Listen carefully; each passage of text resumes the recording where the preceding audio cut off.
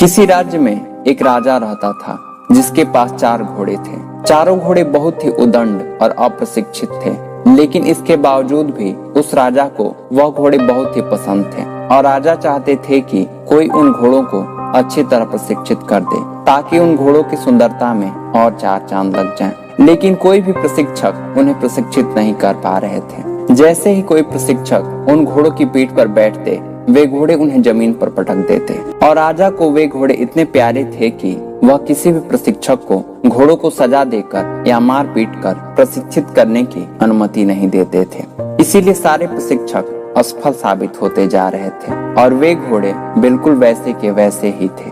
तब राजा ने पूरे राज्य में मुनादी करवा दी कि जो भी इन घोड़ों को बिना किसी तरह प्रताड़ित किए प्रशिक्षित कर देगा, उसे 1 लाख सोने की मोहरें दी जाएंगी। लेकिन फिर भी कोई भी सफल नहीं हो पा रहा था। काफी दिन बीत गए और एक दिन राजा के दरबार में एक युवा प्रशिक्षक आया। उसने राजा से कहा, मैं आपके 4 घोड़ों को प्रशिक्षित कर दूंगा, लेकिन मेरी 2 शर्तें होंगी। राजा ने पूछा, क्या है तुम्हारी शर्तें? प्रशिक्षक ने कहा, मेरी पहली शर्त यह है कि मुझे इन 4 घोड़ों को पूरी तरह प्रशिक्षित करने के लिए 1 वर्ष की मोहलत चाहिए और दूसरी शर्त यह है कि इन घोड़ों को साथ रहने और खाने पीने की व्यवस्था की जाए और इन घोड़ों की पूरी देखरेख की जिम्मेदारी भी मेरी ही हो।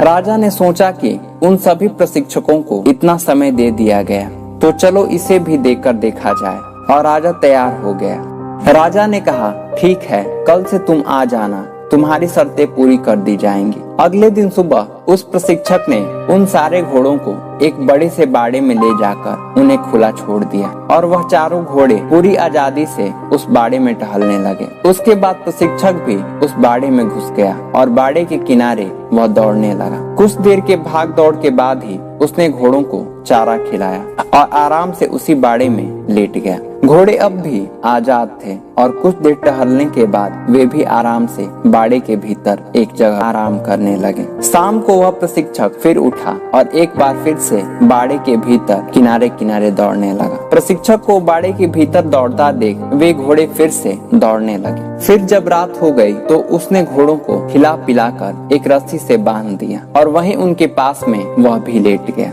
अगली सुबह होते ही उसने घोड़ों को बाड़े में फिर से खुला छोड़ दिया और खुद दौड़ने लगा। उसे दौड़ता देख वे घोड़े भी दौड़ने लगे। अब यह उनके रोज की दिनचर्या हो गई। वह रोज उन्हें खिलाता, नहलाता और उन्हें अपने साथ दौड़ाता और रात को एक ही जगह वे सब सो जाते। धीरे धीरे घोड़ों को अब यह लगने लगा कि यह प्रशिक्षक अब उनका दोस्त है, क्योंकि जब से वह प्रशिक्षक आया था तब से वे 4 घोड़े आजादी महसूस कर रहे थे, इसीलिए वे उसे अपना मानने लगे थे। इसी तरह काफी महीने बीत गए। एक दिन राजा अपने घोड़ों के प्रशिक्षण को देखने के लिए बाड़े के पास आया। उसने देखा कि वह प्रशिक्षक बाड़े में आगे आगे दौड़ रहा है और वे 4 घोड़े उसके पीछे पीछे दौड़ रहे हैं। यह देखकर राजा प्रसन्न हो उठा और अब उसे लगा कि यह प्रशिक्षक इन घोड़ों को अब प्रशिक्षित कर देगा और राजा वापस चले गए। जब 1 साल बीत गए तो राजा को सूचना दी गई कि वह घोड़े अब पूरी तरह प्रशिक्षित हो चुके हैं। वहां पहुंचने पर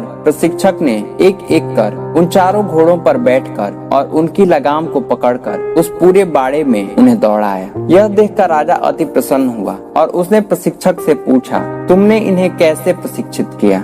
प्रशिक्षक ने कहा, पहले मैं इनके साथ रहा और इन्हें पूरी तरह आजादी देते हुए मैंने इनके अच्छे और बुरे दोनों गुणों का अन्वेषण किया और धीरे धीरे करके मैं इनका दोस्त बनने लगा। फिर मैं इनके सामने दौड़ता था और ये मुझे दौड़ता देख खुद भी दौड़ते थे। फिर मैं इनके पीठ पर बैठने की कोशिश करता, लेकिन शुरुआत के दिनों में ये मुझे गिरा देते, लेकिन फिर कुछ दिनों के पश्चात ये मुझे बैठाकर दौड़ने लगे। राजा ने उस युवक को बहुत सारे सोने की मोहरें दी और उन घोड़ों की देखरेख के लिए उसे अपने यहाँ नौकरी पर रख लिया।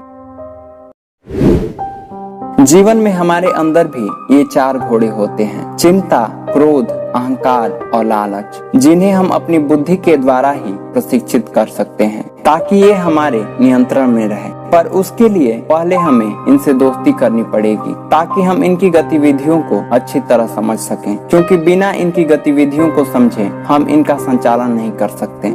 इसीलिए हमें नियमित प्रयासरत रहना होगा, फिर हम धीरे धीरे इन्हें नियंत्रित करने लगेंगे। धन्यवाद।